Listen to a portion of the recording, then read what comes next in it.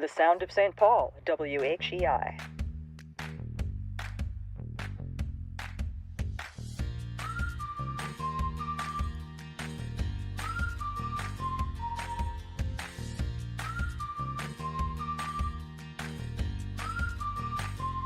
Hello from scenic downtown St. Paul and WHEI Radio, live from the observatory of the beautiful Ham Building, and we are recording from Amye's haberdashery. And welcome to Amy and a Bridgette Too Far. I'm Amy. And I'm Bridgette. And one of the cool things to know about Bridgette, her fun fact for today, is that Bridgette doesn't name her cats. She waits until they manifest their own names. This can take 1 to 3 years. How long has Baby Cat been called Baby Cat now? She gets to be called Miffy now, but Miffy. she hasn't revealed her name yet, so there's nothing that fits right. So they're like magic 8 balls. You you occasionally just turn them around. You know, it locks in at some point, yes. It does. And they do come up with awesome names. That's right. And this is my dear friend Amy, a dino aficionado, if there ever was one. Around her, you will find T-Rexes and dinos of various names that I can't remember. And it's a beautiful world. Thank you. Yeah. Parasaurolophus is my favorite by far. So Bridgette, I'm going to do sort of a track back for a second. You remember when we did the episode on idioms? Yes. I came up with a couple. Okay. The one that my family always uses is, you gotta make hay while the sun shines. I love that one. I love any farming idiom. I love it. Love it, love it. And then my other favorite one that I picked up from one of my Southern buddies was, the juice is worth the squeeze. I also love that one. Okay. Yes. Cool. Any of that colorful language. The juice is worth the squeeze. Love it. Love it. I know. Cool. So how's your week going? Oh, good. I planted some asparagus. So what else? What more can we need from the world? But I have an interesting topic for us to discuss, Amy. Are you ready for this? I've heard that you were researching, so heaven knows what is going to happen here now. So you've heard the expression "down the rabbit hole." Yes. And I think you know where that's from. Yes. Yes. Alice in Wonderland. That's right. It's Alice in Wonderland. Well, I went down this rabbit hole, per se, because into my inbox came this article about Spanish large rabbits. Have you ever seen them? A Spanish large rabbit. Yes. It sounds like a drug. Yes. Whoa. It does. To see that, she just showed me a picture, and yes. Now I want one immediately. I know. So it's this. Anyway, the article was about these Spanish nuns that are keeping these large, like 20-pound rabbits, like on the earthly plane, and I just started thinking, springtime is the time with rabbits and rabbits frolicking, and Easter, borrows heavily on sort of like pagan rabbit themes. Yep. Jumping over bonfires, all the fun stuff. Maples. Right? And I looked into a little bit like Lucky Rabbit's Foot because I was just like going down the rabbit hole. Okay. Yeah, the rabbit's foot thing always a little morbid, but yeah. Isn't it? And what do you know the history of the rabbit's foot and like why people? I do not. I keep thinking of the monkey's paw. Yes. That was like, so that didn't go well, No. I mean, it was supposed to grant a wish. Is that what the monkey's paw did? Yes. Yeah. That's right. In a very creepy way. Yeah. Great story. But anyways, we're talking about the rabbit's other foot. disembodied Yes. paws. Well, it's really interesting. In my, very brief research, I found that it's actually sort of like the rabbit's foot is lucky in many continents. Really? Yes. Europe, Africa, here in North America. So I stopped going down that one because I agree with you. It's kind of morbid. But just thinking, I feel like a lot of people have a connection to rabbits. Like, I feel like throughout all space and time, rabbits are a consistent literary character. Mm-hmm. They're sort of seen as a mystical character. There's lots of metaphors for rabbits. There's the rabbit in the moon from the Japanese. Oh, that's right. Yeah. Yeah, that's right. And the White Rabbit, of course, in Alice in Wonderland, and the March Hare or the Mad Hare. Mad March Hare? Yeah, I think it's because I was actually thinking about that yesterday because I have a pet rabbit. Oh yeah, that's right. As you know, Grimgore. Grimgore. Yes. Did he lock into his name right away? Grimgore, Iron Fist of Clan Tater Tot. Oh, he knew.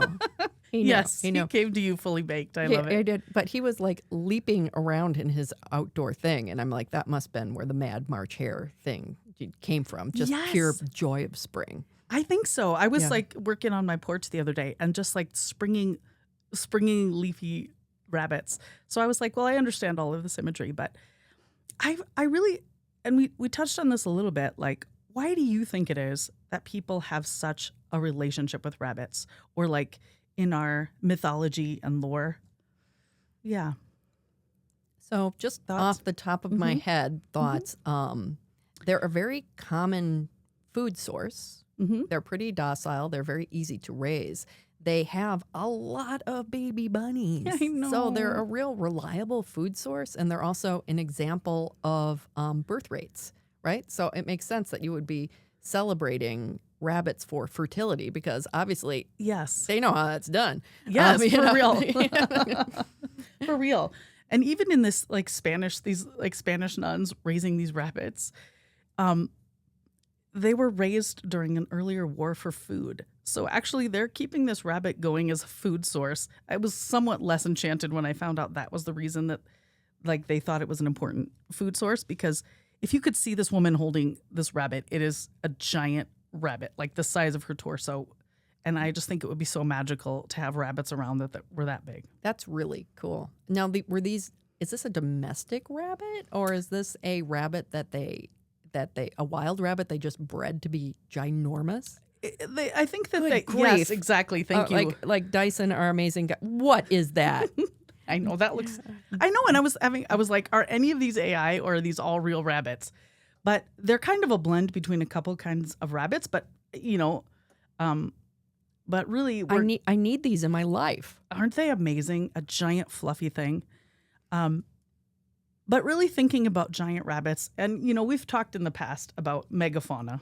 Charismatic megafauna. If ever there was a charismatic prey megafauna, it might be this large rabbit. Yeah. And I was thinking too about rabbits. I feel like, I don't know if people like relate to rabbits because they're so everywhere and they're so ordinary and they're in every culture and they're so, I don't know what I want to say, sort of like they just have to accept life a little bit. Yeah, they're kind of the underdog. Right. I mean, they're kind of the potato chips of the natural selection. I mean, everybody eats them. I know. No, that's what I mean. I used to love crows a little bit more than I do until I saw crows hunting baby rabbits. It impacted how I think about the circle of life. That was too much. Yeah. So what did you come up with the rabbit paw, the rabbit foot? Being a lucky charm. Well, the main strain here had to actually do with hoodoo or voodoo. Oh, okay. And then it sort of went down additional rabbit holes about like who was the person that caught that rabbit and processed it. So that there had to be like, what did they say? A cross-eyed person that did it. Anyway, I was like, wow, this is a lot, how things change and morph. But that's what it came. That's what I found out in my very, bachelor level research was that. And I was like, oh, well, I bet people have written lots on this, but just interesting, yeah. So I guess more to follow. Yeah. Yeah. No, I mean, that's really interesting. There is this thing that seems universal with like all humans that like if you have a part of something or something touched it that was important, that you are somehow imbued with this power. Yeah. Like look at the people that are spending like, thousands of dollars for a little square of silk from an Elvis outfit. Oh my gosh, right? A little post. It's like somehow having Yes. possession of that gives you, I don't know, part of this. It is magical thinking. It is magical thinking, but I also think like in this life that we live, like I think I've had at least a couple instances that I would describe as like mystical instances with rabbits.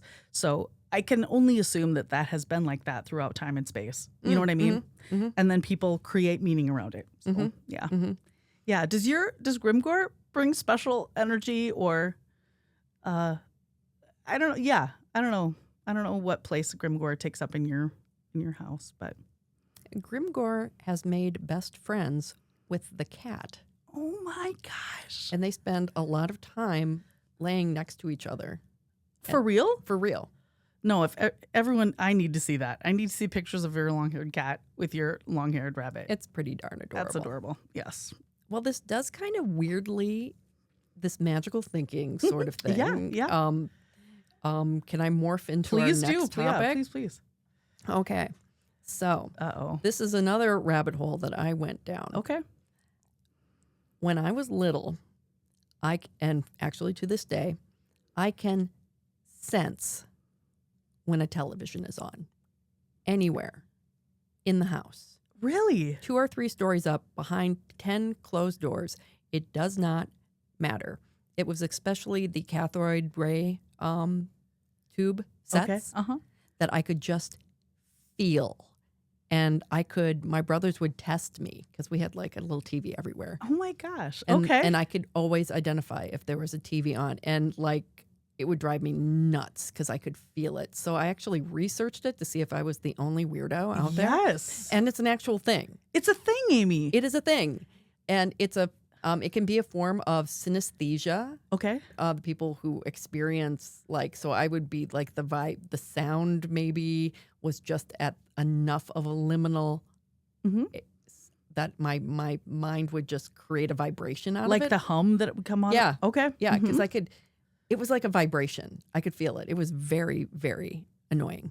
And what a parlor trick with you and your brothers. I mean, yeah. That's amazing, Amy. And it can also be connected to tinnitus, I believe. Oh, really? Yeah, which I don't seem to have. But I was, it was just so weird that when I looked it up, because it almost was like a sixth sense thing. For real, yeah. Isn't that weird? Yeah, it is weird. And when you sensed it, did it bother you? Yes. Yes, definitely. It was so annoying.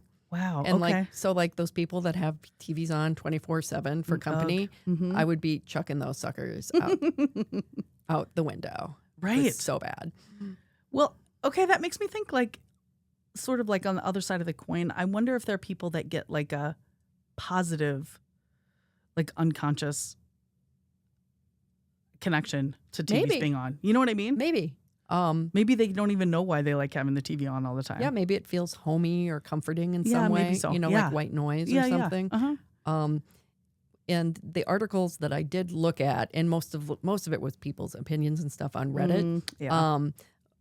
The flat screen TVs do not have that effect on us. They don't. Okay. Yeah. I did have one another like electric vibration story thing.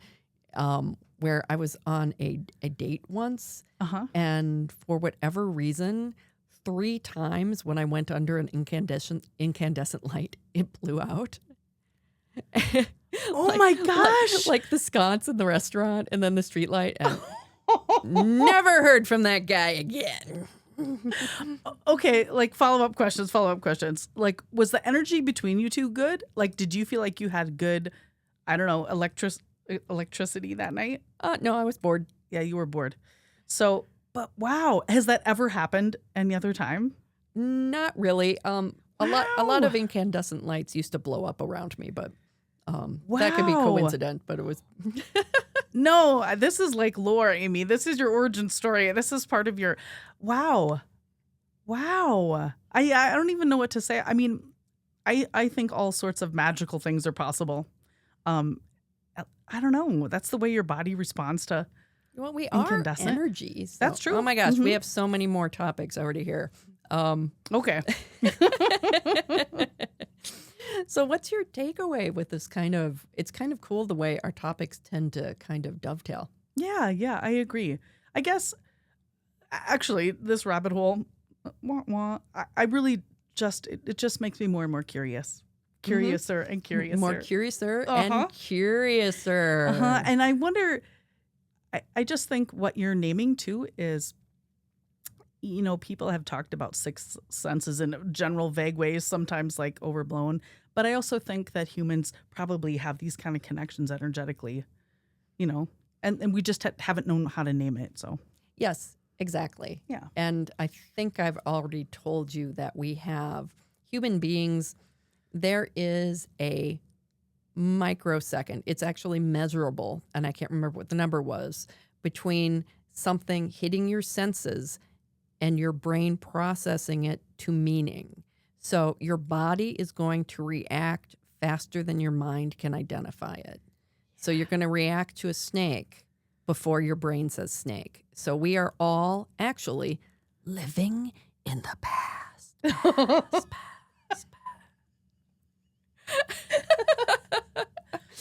fade to darkness. So thanks, everybody, and join us next time on Amy And a Bridgette Too Far.